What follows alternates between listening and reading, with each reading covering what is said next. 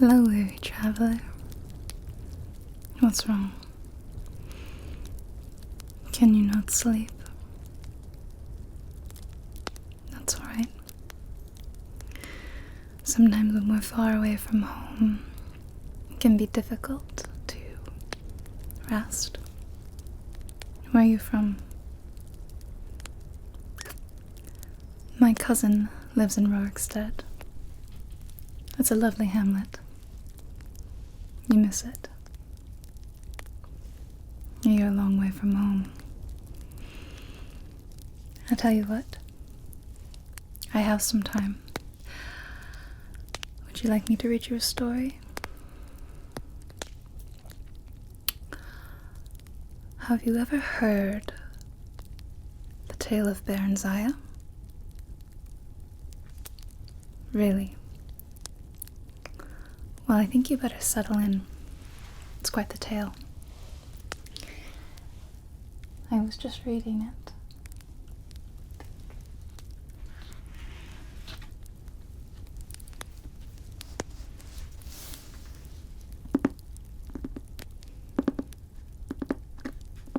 Are you all comfortable? Good.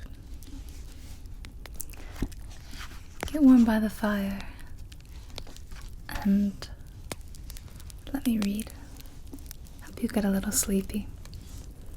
Alright? Okay.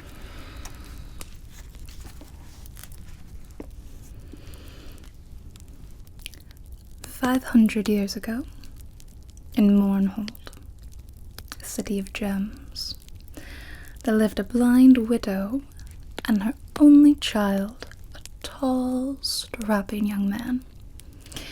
He was a miner, as was his father before him, a common labourer in the mines of the Lord of Mournhold, for his ability in magicka was small. The work was honourable, but paid poorly. His mother made and sold cumberry cakes at the city market to help eke out their living. They did well enough, she said. They had enough to fill their bellies. No one could wear more than one suit of clothing at a time, and the roof only leaked when it rained. But Symmachus would have liked more. He hoped for a lucky strike at the mines, which would garner him a large bonus. In his free hours, he enjoyed hoisting a mug of ale in the tavern with his friends and gambling with them at cards. He also drew the eyes and sighs of more than one pretty elven lass, although none held his interest for long. He was a typical young dark elf, of peasant descent, remarkable only for his size. It was rumored that he had a bit of Nordic blood in him. In Symmachus' 30th year, there was a great rejoicing in Mournhold. A girl child had been born to the lord and lady. A queen, the people sang. A queen is born to us. For among the people of Mournhold, the birth of an heiress is a sure sign of future peace and prosperity. When the time came round for the royal child's rite of naming, the mines were closed, and Symmachus dashed home to bathe and dress in his best. "I'll rush straight home and tell you all about it," he promised his mother, who would not be able to attend. She had been ailing, and besides there would be a great crush of people, as all of Mournhold turned out to be part of the blessed event. And being blind, she would be unable to see anything anyway. "My son," she said, "afore you go, fetch me a priest or a healer, else I may pass from the mortal plane ere you return." Symmachus crossed to her pallet at once, and noted anxiously that her forehead was very hot, and her breathing shallow. He pried loose of a slat of the wooden floor under which their small hoard of savings was kept. There wasn't nearly enough to pay for a priest of healing. He would have to give what they had and owe the rest. Symmachus snatched up his cloak and hurried away. The streets were full of folk hurrying to the sacred grove, but the temples were locked and barred. closed for the ceremony. All the signs read. Symmachus elbowed his way through the mob and managed to overtake a brown-robed priest. "After the rite, brother," the priest said. "If you have gold, I shall gladly attend to your mother. My lord has bidden all clerics attend, and I, for one, have no wish to offend him." "My mother's desperately ill," Symmachus pled. "Surely my lord will not miss one lowly priest." "True, but the archcanon will," the priest said nervously, tearing his robe loose from Symmachus' desperate grip and vanishing into the crowd. Symmachus tried other priests and even a few mages, but with no better result. Armored guards marched through the street and pushed him aside with their lances, and Symmachus realized that the royal procession was approaching.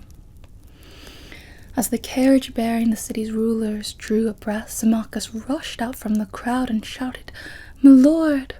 My lord! My mother's dying." "I forbid her to do so on this glorious night," the lord shouted, laughing and scattering coin into the throng. Symmachus was close enough to smell wine on the royal breath. On the other side of the carriage, his lady clutched the babe to her breast and stared slit-eyed at Symmachus. Her nostrils flared in disdain. "Guards," she cried, "remove this oaf." Rough hands seized Symmachus. He was beaten and left dazed by the side of the road. Symmachus, head aching, followed the wake of the crowd and witnessed the rite of naming from the top of the hill. He could see the brown-robed clerics and blue-robed mages gathered near the high-born folk far below. Barenziah. The name came dimly to Symmachus' ear as the high priest lifted the swaddled babe and proffered her to the twin moons on either side of the horizon, Yon rising, Yod setting. "Behold the Lady of Barenziah, born to the land of Mournhold. Grant her thy blessings and thy counsel, ye kind gods, that she may ever rule well over Mournhold, its ken and its weal, its kith and its ilk."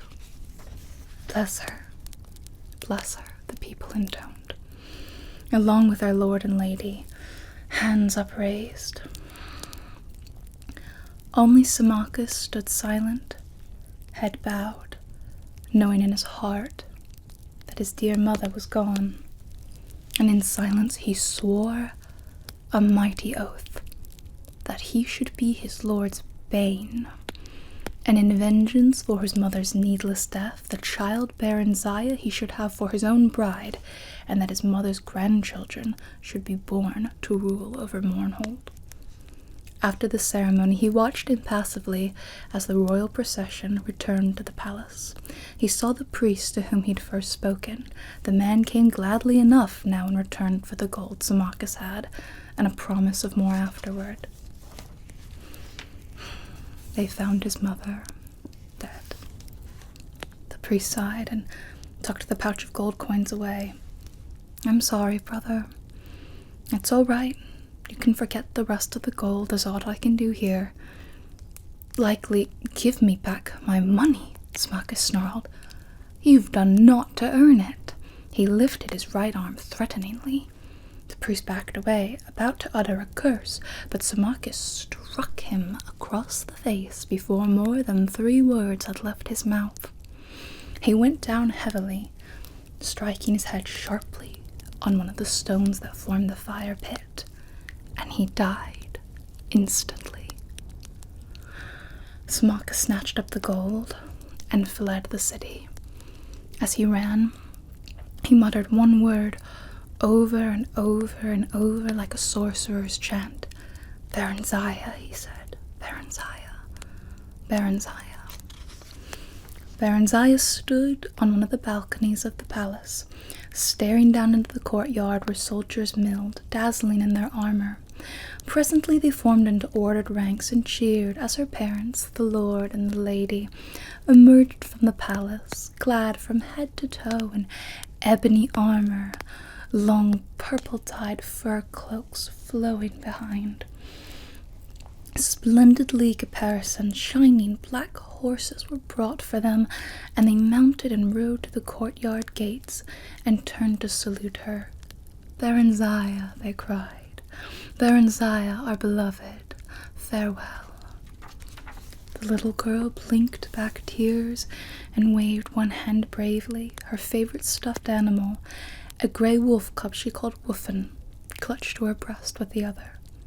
She had never been parted from her parents before, and had no idea what it meant that there was a war in the West, and the name Tiber Septim on everyone's lips, spoken in hate and dread. "Barenziah," the soldiers cried, lifting their lances and swords and bows. Then her dear parents turned and rode away, knights trailing in their wake, until the courtyard was nearly emptied. Some time after came a day when Barenziah was shaken awake by her nurse, dressed hurriedly and borne from the palace. All she could remember of that dreadful time was seeing a huge shadow with burning eyes filling the sky. She was passed from hand to hand. Foreign soldiers appeared, disappeared, and sometimes reappeared. Her nurse vanished and was replaced by strangers, some more strange than others. There were days, or it may have been weeks, of travel. One morning she woke to step out of the coach into a cold place with a large stone-grey castle amid empty, endless, grey-green hills covered patchily with grey-white snow.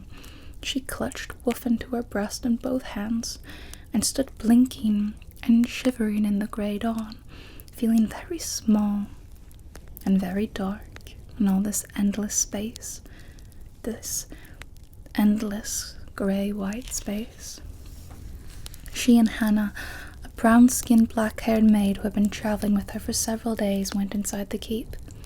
A large grey-white woman with icy grey golden hair was standing by a hearth in one of the rooms.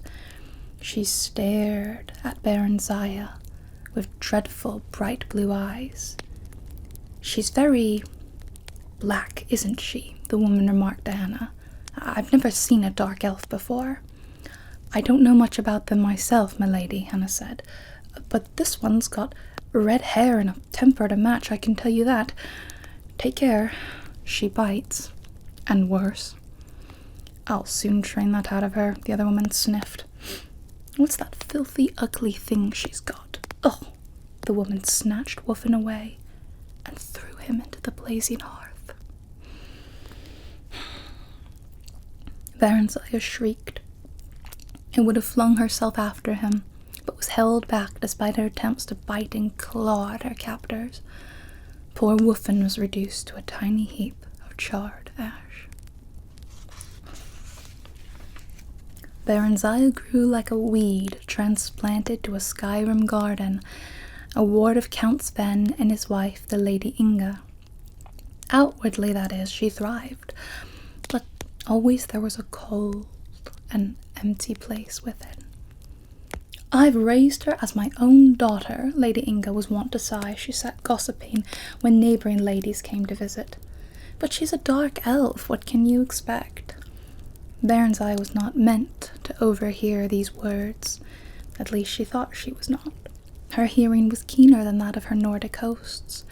Other less desirable dark elven traits evidently included pilfering, lying, a little misplaced magic, just a small fire spell here and a little levitation spell there, and as she grew older, a keen interest in boys and men who could provide very pleasant sensations, and to her astonishment, gifts as well. Inga disapproved of this last for reasons incomprehensible to Barenziah, so she was careful to keep it as secret as possible. "She's wonderful with children," Inga added, referring to her 5 sons, all younger than Barenziah. "I don't think she'd ever let them come to harm." A tutor had been hired when Yoni was 6 and Barenziah 8, and they took their lessons together. She would have liked to train in arms as well, but the very idea scandalized Count Sven and Lady Inga, so Barenziah was given a small bow and allowed to play at target shooting with the boys. She watched them at arms practice when she could, sparred with them when there were no grown-up folks about, and knew she was as good or as better than they. "She's very proud, though, isn't she?" one of the ladies would whisper to Inga, and Barenziah, pretending not to hear, would nod silently in agreement. She could not help but feel superior to the Count and his lady. There was something about them that provoked contempt. Afterward, she came to learn that Sven and Inga were distant cousins of Darkmoor Keep's last titled residents, and she finally understood. They were posers, impostors, not rulers at all. At least they were not raised to rule. This thought made her strangely furious at them, a good clean hatred quite detached from resentment. She came to see them as disgusting and repellent insects who could be despised but never feared.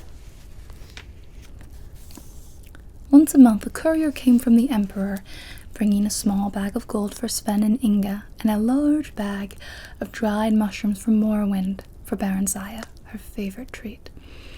On these occasions, she was always made to look presentable, or at least as presentable as a skinny dark elf could be made to look in Inga's eyes, before being summoned into the courier's presence for a brief interview. The same courier seldom came twice, but all of them looked her over in much the same way a farmer would look over a hog he is readying for market. In the spring of her 16th year, Barenziah thought the courier looked as if she were at last ready for market. Upon reflection, she did not wish to be marketed. The stable boy Straw, a big muscular blonde lad, clumsy, gentle, affectionate, and rather simple, had been urging her to run off for some weeks now. Barenziah stole the bag of gold the courier had left, took the mushrooms from the storeroom, disguised herself as a boy in one of Yoni's old tunics and a pair of his cast-off breeches, and on one fine spring night, she and Straw took the best 2 horses from the stable and rode hard through the night toward Whiterun, the nearest city of any importance, and the place where Straw wanted to be. But Mournhold and Morrowind also lay eastward, and they drew Barenziah as a lodestone draws iron. In the morning, they abandoned the horses at Barenziah's insistence. She knew they would be missed and tracked down, and she hoped to throw off any pursuers. They continued on foot until late afternoon, keeping to side roads, and slept for several hours in an abandoned hut. They went on at dusk, and came to Whiterun city gates just before dawn. Barenziah had prepared a pass of sorts for Straw and makeshift documents stating an errand to a temple in the city for a local village lord. She herself glided over the wall with the help of a levitation spell. She had reasoned correctly, as it turned out, that by now the gate guards would have been alerted to keep an eye out for a young, dark elven girl and a Nordic boy traveling together. On the other hand, unaccompanied country yokels like Straw were a common enough sight. Alone with papers, it was unlikely he would draw attention. Her simple plan went smoothly. She met Straw at the temple, which was not far from the gate. She had been to Whiterun on a few previous occasions. Straw, however, had never been more than a few miles from Sven's estate, which was his birthplace. Together they made their way to a run-down inn in the poorer quarters of Whiterun. Gloved, cloaked, and hooded against the morning chill, Barenziah's dark skin and red eyes were not apparent, and no one paid any heed to them. They entered the inn separately. Straw paid the innkeeper for a single cubicle, an immense meal, and 2 jugs of ale. Barenziah sneaked in a few minutes later. They ate and drank together gleefully, rejoicing in their escape, and made love vigorously on the narrow cot. Afterward they fell into an exhausted, dreamless sleep. They stayed for a week at Whiterun, Straw earned a bit of money running errands, and Barenziah burgled a few houses at night. She continued to dress as a boy. She cut her hair short and dyed her flame-red tresses jet black to further the disguise, and kept out of sight as much as possible. There were few dark elves in Whiterun. One day Straw got them work as temporary guards for a merchant caravan traveling east. The one-armed sergeant looked her over dubiously. He chuckled. "Dark elf, ain't you? Like setting a wolf to guard the sheep, that is. Still, I need arms, and we ain't going near and through Morrowind, so as you can betray us to your folk. Our homegrown bandits would be as fain cut your throat as mine." The sergeant turned to give Straw an appraising look. Then he spun back abruptly toward Barenziah, whipping out his short sword. But she had her dagger out in the twinkling of an eye, and was in a defensive stance. Straw drew his own knife and circled round to the man's rear. The sergeant dropped his blade and chuckled again. "Not bad, kids, not bad. How are you with yon bow, Dark Elf?" Barenziah demonstrated her prowess briefly. "Aye, not bad. Not bad at all.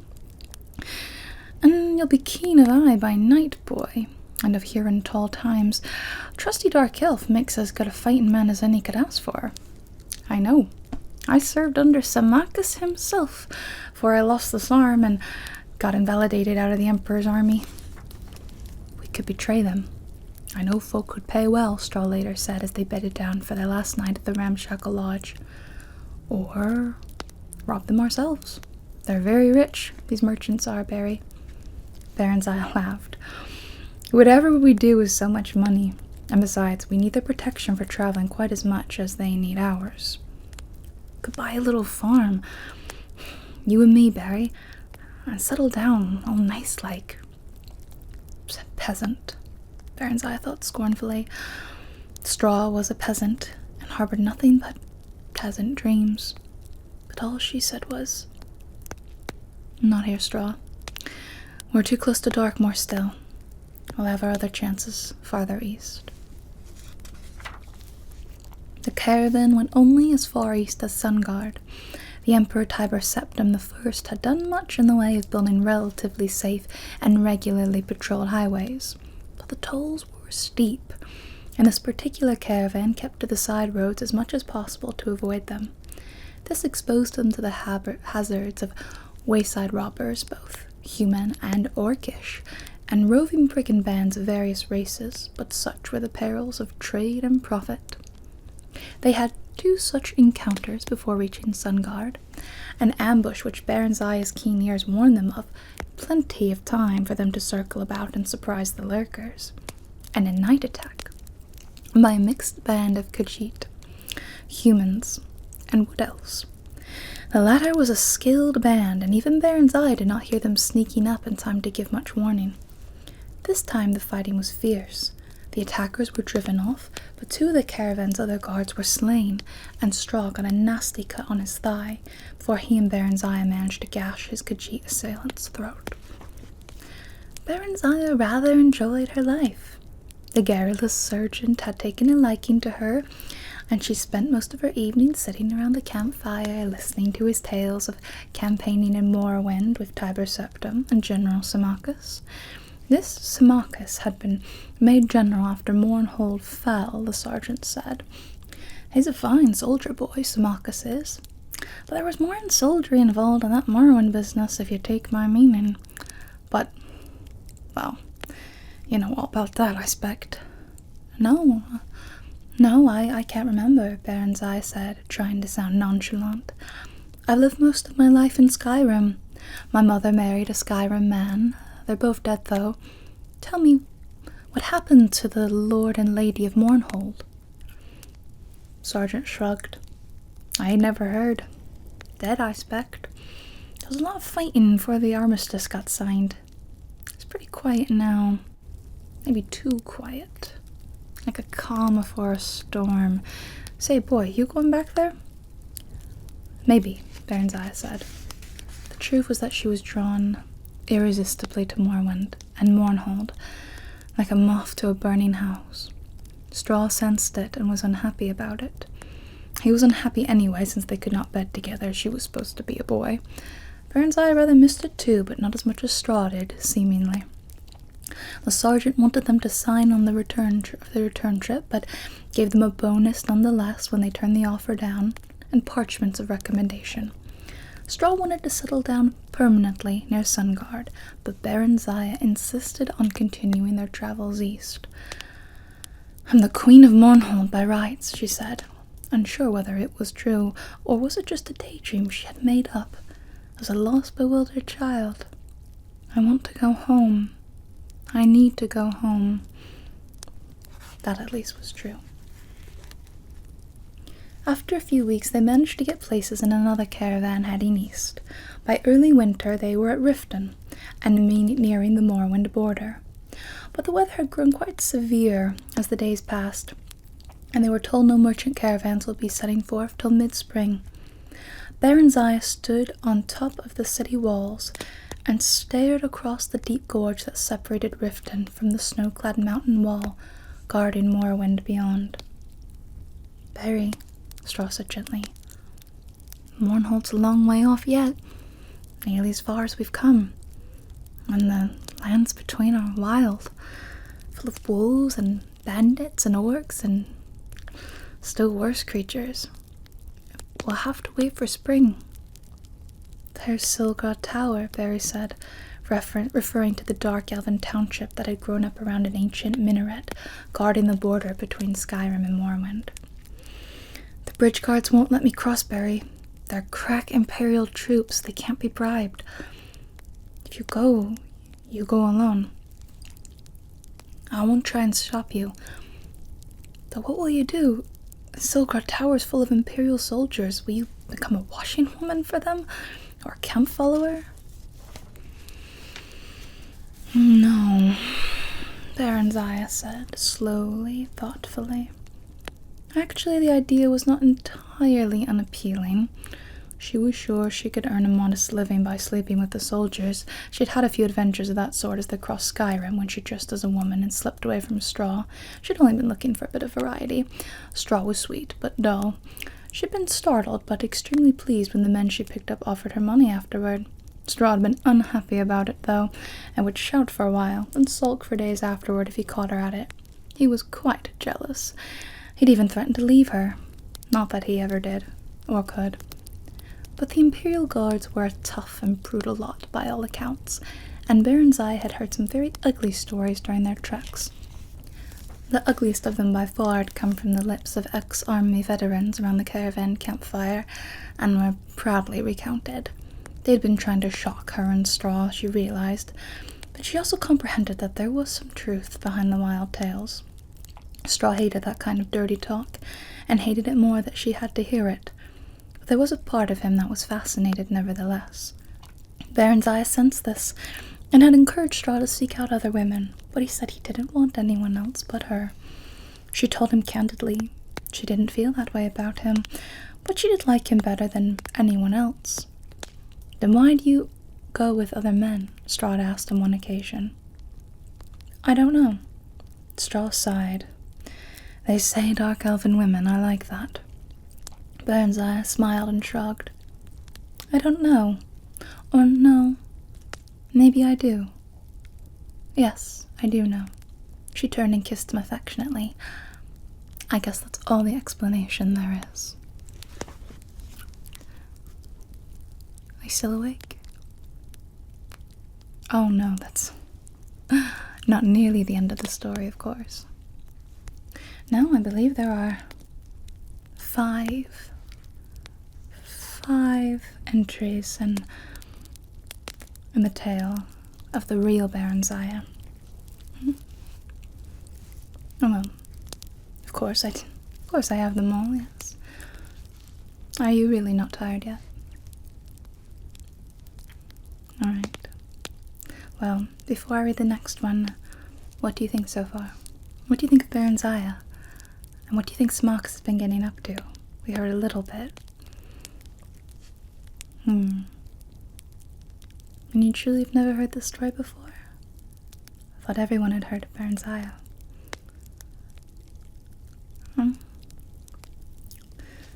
Rorikstead is a small town, I suppose. Alright. You keep comfortable. I'll keep reading. Alright, so, where were we? Barenziah and Straw settled into Riften for the winter, taking a cheap room in the slummier section of town. Barenziah wanted to join the Thieves' Guild, knowing there would be trouble if she were caught freelancing.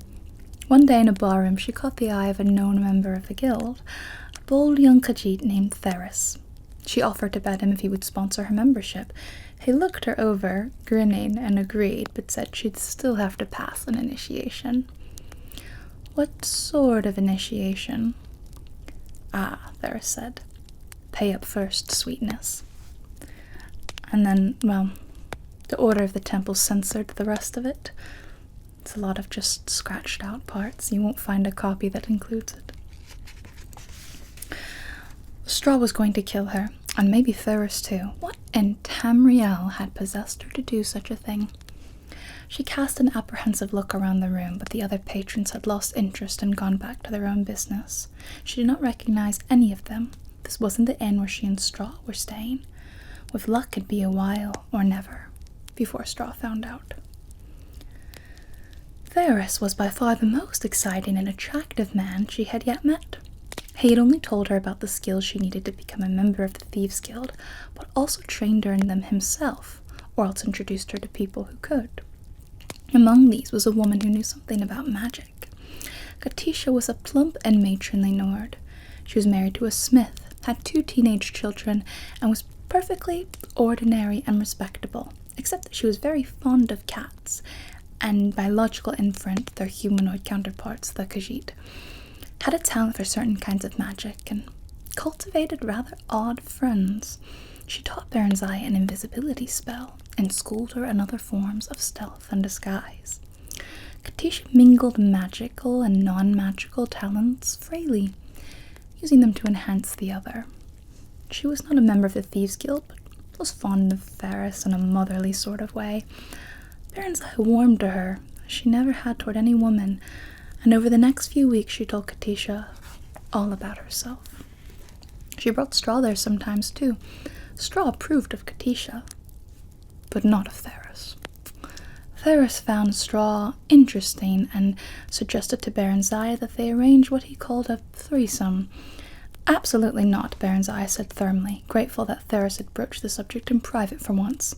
He wouldn't like it, I wouldn't like it. Theris smiled his charming, triangular, feline smile and sprawled lazily on his chair, stretching his limbs and curling his tail. You might be surprised, both of you. Pairing is so boring. Barenziah answered him with a glare. Or maybe you wouldn't like it with that country bumpkin of yours, sweetness. Would you mind if I brought along another friend? Yes, I would. If you're bored of me, you and your friend can find someone else. She was a member of the Thieves' Guild now. She had passed their initiation. She found Theris useful, but not essential. Maybe she was a bit bored with him, too. She talked to her Katisha about her problems with men, or what she thought of as her problems with men. Katisha shook her head and told her she was looking for love, not sex, that she'd known the right man when she found him, that neither Straw nor Theris was the right one for her. Barenziah cocked her head to one side quizzically. They say dark elven women are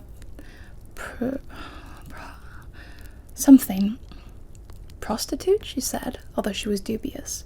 You mean promiscuous?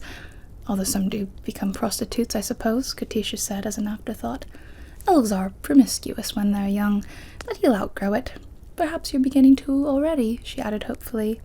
She liked Barenziah, had grown to be quite fond of her. You ought to meet some nice elven boys. If you go on keeping company of Khajiits and humans and what have you, you'll find yourself pregnant in no time.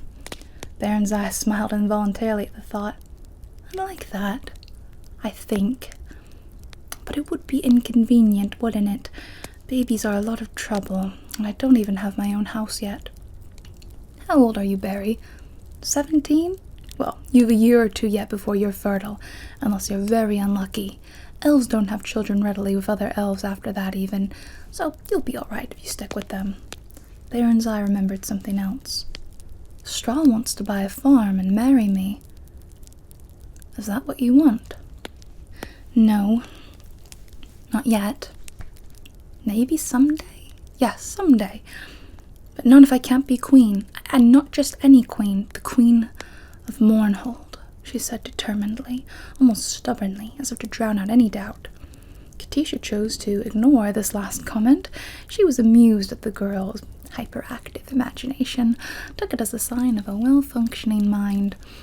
I think Straw will be a very old man before some day comes, Barry. Elves live for a very long time. Katisha's face briefly wore the envious, wistful look humans got when contemplating the 1,000-year lifespan elves have been granted by the gods.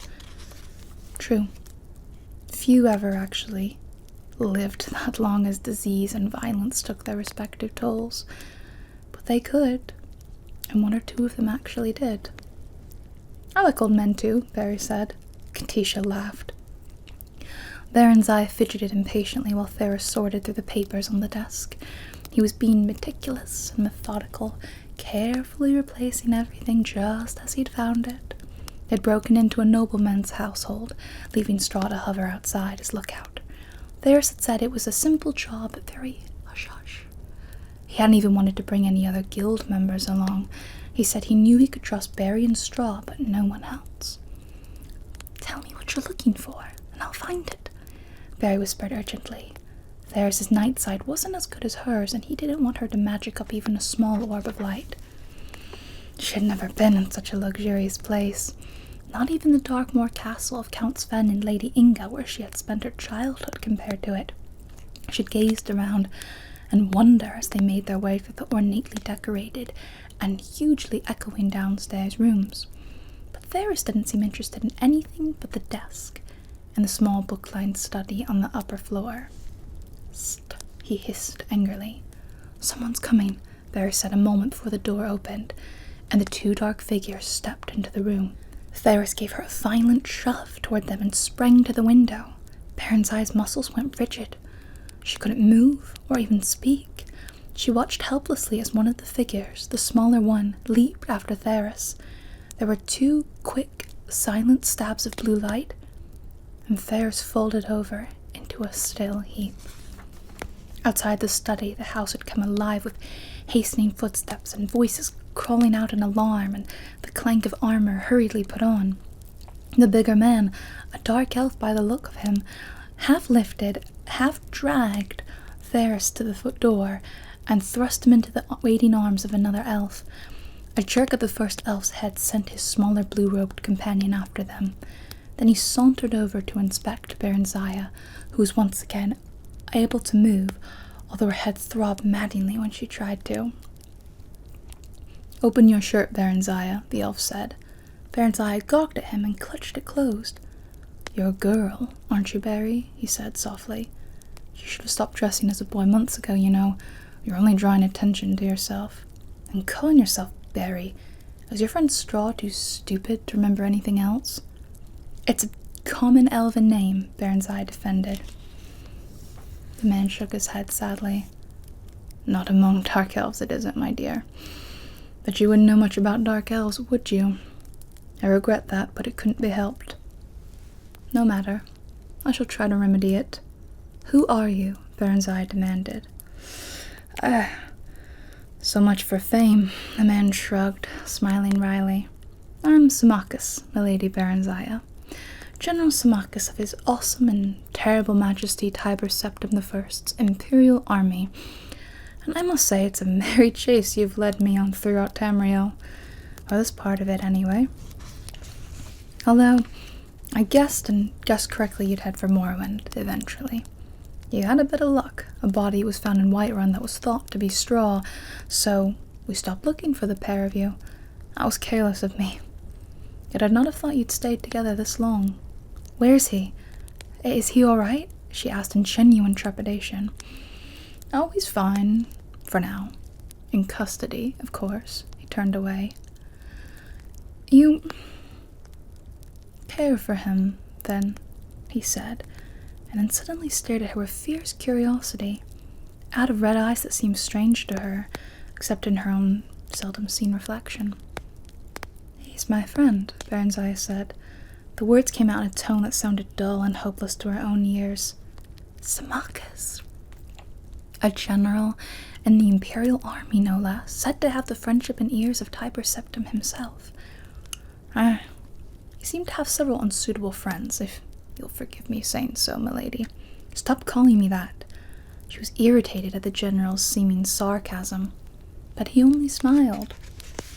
As they talked, the bustle and flurry in the house died away, although she could still hear people, presumably the residents, whispering together not far off. The tall elf perched himself on a corner of the desk. He seemed quite relaxed and prepared to stay a while. Then it occurred to her. Several unsuitable friends, had he said? This man knew all about her. Or seemed to know enough, anyway. Which amounted to the same thing. What's going to happen to them? To me? As you know, this house belongs to the commander of the Imperial troops in this area, which means to say that it belongs to me. Barenziah gasped, and Symmachus looked up sharply. What? You didn't know? You are rash, milady. Even for 17. You must always know what it is you do or get yourself into. But the guild wouldn't have. Barenziah was trembling. The Thieves' Guild would never have attempted a mission that crossed imperial policy. No one dared oppose Tiber Septim, at least no one she knew of. Someone at the guild had bungled badly, and now she was going to pay for it. I dare say, it's unlikely that Theris had guild approval for this. In fact, I wonder. Symmachus examined the desk carefully, pulling out drawers. He selected one, placed it on top of the desk, and removed a false bottom. There was a folded sheet of parchment inside. It seemed to be a map of some sort. Barenziah edged closer. Symmachus held it away from her, laughing. Rash indeed. He glanced it over, then folded and replaced it. You advised me a moment ago to seek after knowledge. So I did. Suddenly he seemed to be in high good humor. We must be going, my dear lady. He shepherded her to the door, down the stairs, and out into the night air. No one was about. Barenziah's eyes darted toward the shadows. She wondered if she could outrun him or elude him somehow. You're not thinking of attempting to escape, are you? Don't you want to hear first what my plans for you are? She thought that he sounded a bit hurt. Now that you mention it, yes. Perhaps you'd rather hear about your friends first. No. He looked gratified at this. It was evidently the answer he wanted, thought Barenziah. But it was also the truth. While she was concerned for her friends, especially Straw, she was far more concerned for herself. You will take your place as the rightful queen of Mournhold.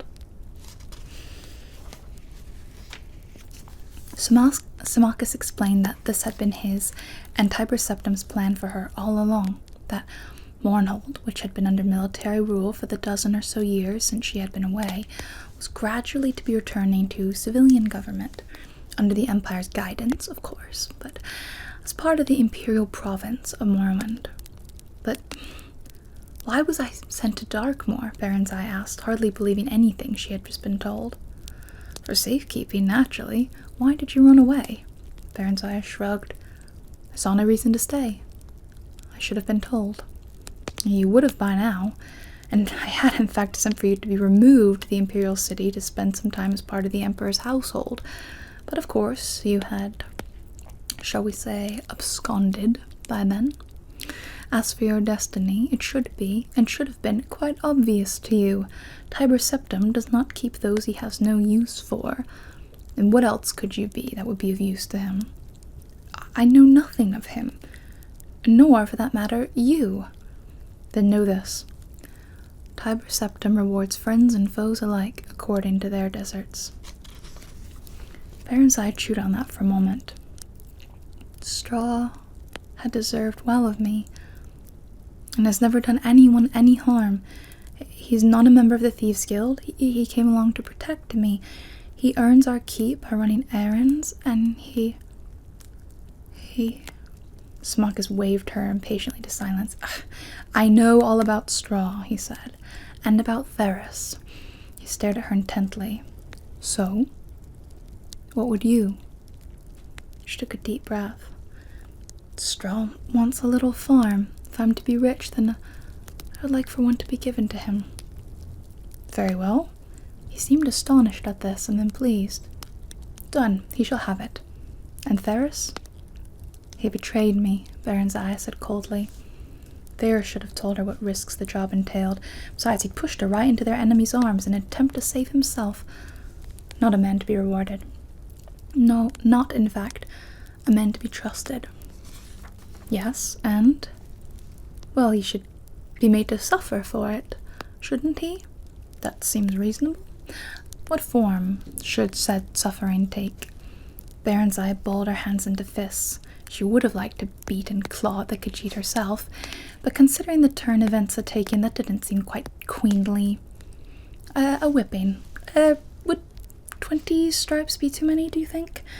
I don't want him to do any permanent injury, see? Just teach him a lesson. Aye, of course. Smuckus grinned at this. Then his features suddenly set and became serious. It shall be done, your highness. Milady Queen Barenziah of Mournhold. Then he bowed to her, a sweeping, courtly, ridiculously wonderful bow. Barenziah's heart leapt. She spent 2 days at Samak's apartment, during which she was kept very busy. There was a dark elven woman named Trelawney who saw to her needs, although she did not exactly seem a servant since she took her meals with them. Nor did she seem to be Samak's wife or lover. Trelawney looked amused when Barenziah asked her about it. She simply said she was in the general's employ and did whatever was asked of her. With Trelawney's assistance, several fine gowns and pairs of shoes were ordered for her, plus a riding habit and boots, along with other small necessities. Barenziah was given a room to herself. Smuckus was out a great deal. She saw him at most meal times, but he said little about himself or what he had been doing. He was cordial and polite, quite willing to converse on most subjects, and seemed interested in anything she had to say. Trelawney was much the same. Barenziah found them pleasant enough, but hard to get to know, as Katisha would have put it. She felt an odd twinge of disappointment. These were the first dark elves with whom she'd associated closely. She'd expected to feel comfortable with them, to at last that she belonged somewhere, with somebody, as part of something. Instead, she found herself yearning for her Nordic friends, Katisha and Straw. When Smuckus told her they were to set out for the Imperial City on the morrow, she asked if she could say goodbye to them. Katisha, he asked. Aye, but then, I suppose I owe her something. She was who led me to you by telling me of a lonely dark elven girl named Barry who needed elven friends, and who sometimes dressed as a boy. She has no association with the Thieves Guild, apparently, and no one associated with the Thieves Guild seems to know your true identity, save Theris. That as well. I prefer that your former guild membership not be made public knowledge. Please speak of it to no one, your highness. Such a past does not become an imperial queen. No one knows but Straw and Theris, and they won't tell anyone. No. He smiled a curious little smile. No, they won't. He didn't know that Katisha knew then. But still, there was something about the way he said it. Straw came to their apartment on the morning of their departure. They were left alone in the salon, although Barenziah knew that other elves were within earshot. He looked drawn and pale. They hugged one another silently for a few minutes. Straw's shoulders were shaking, and tears were rolling down his cheeks, but he said nothing. Barenziah tried a smile. So, we both get what we want, eh? I'm to be Queen of Mournhold, and you'll be lord of your own farmstead. She took his hand, smiled at him warmly, genuinely. All right, you Straw. promise. You must find a scribe so you can write me too. Straw shook his head sadly. When Barenziah persisted, he opened his mouth and pointed at it, making inarticulate noises. Then she realized what it was. His tongue was gone, had been cut off. Barenziah collapsed onto a chair and wept noisily. But why? She demanded of Symmachus when Straw had been ushered away. Why? Symmachus shrugged. He knows too much. He could be dangerous. At least he's alive, and he won't need his tongue to raise pigs or whatever. I hate you, Barenziah screamed at him, then abruptly doubled over and vomited on the floor. She continued to revile him between intermittent bouts of nausea.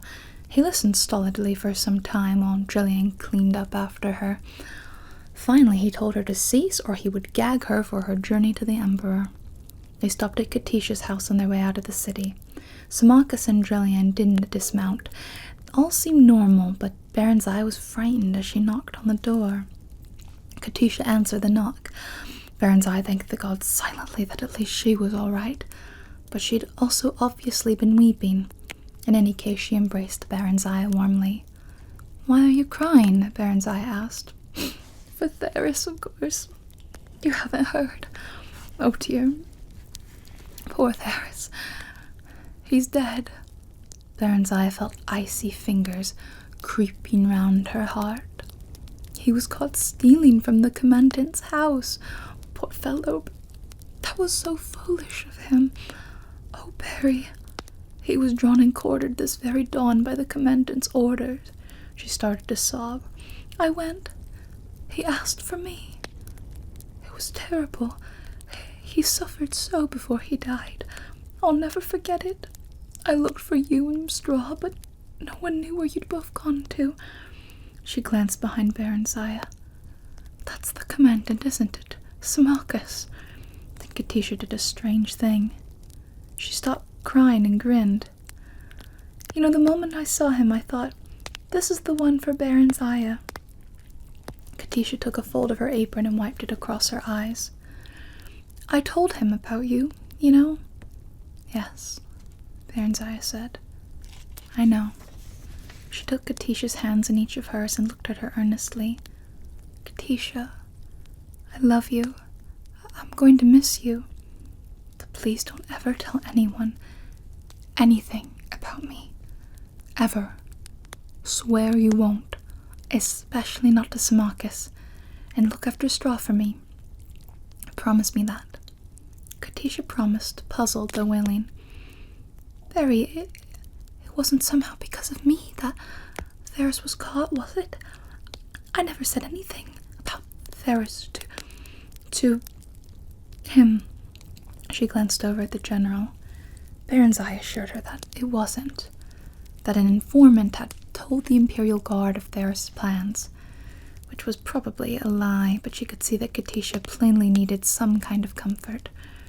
Oh, I'm glad of that. If I can be glad of anything just now. I'd hate to think. But how could I have known? She leaned over and whispered in Barenziah's ear. Symmachus is very handsome, don't you think? And so charming.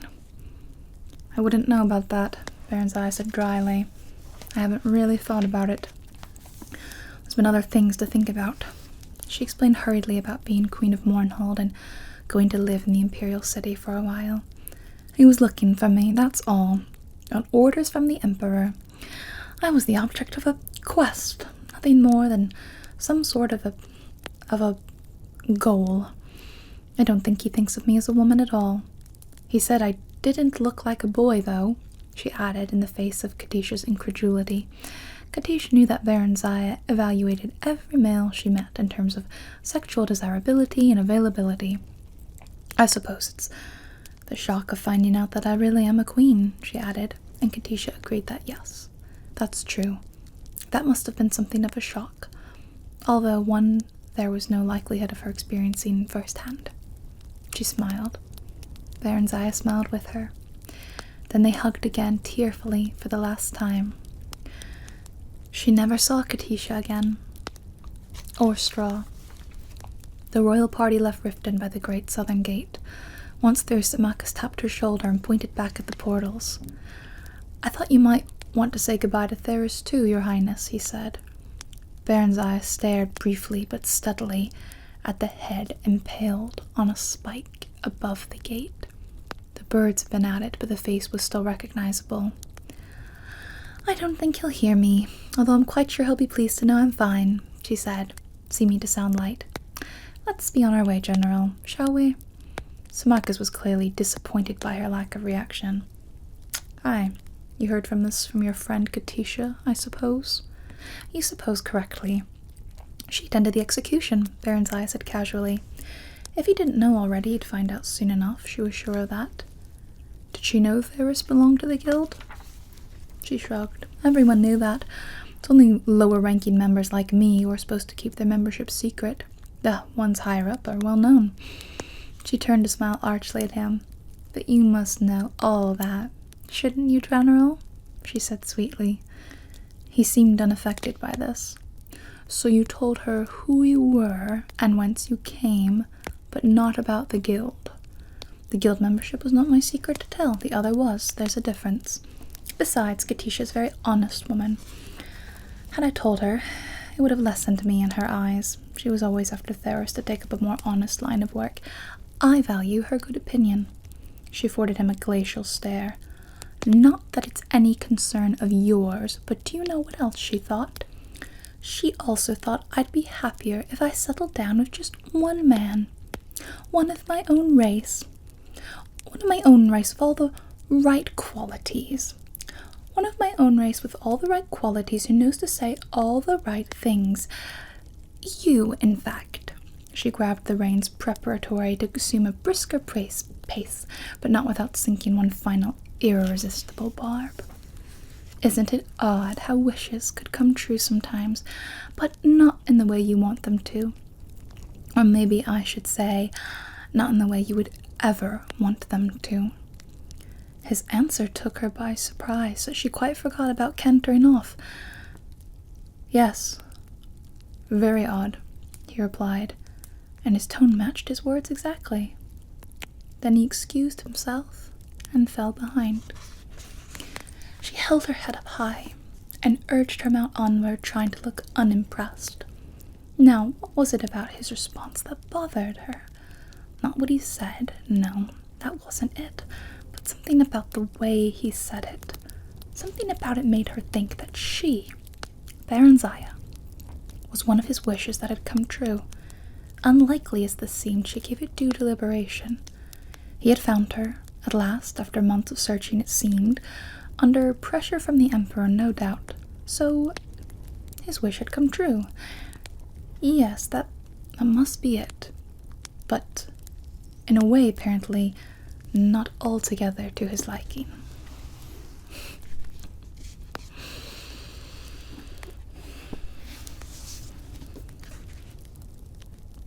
I see you falling asleep, sorry. Do you need any help getting to your room? You can sleep right there by the fire. That's quite alright. We have quite a few drunkards that come in night after night and pass out there. Not that I'm saying that's you, of course. Just you'll be safe. It's okay.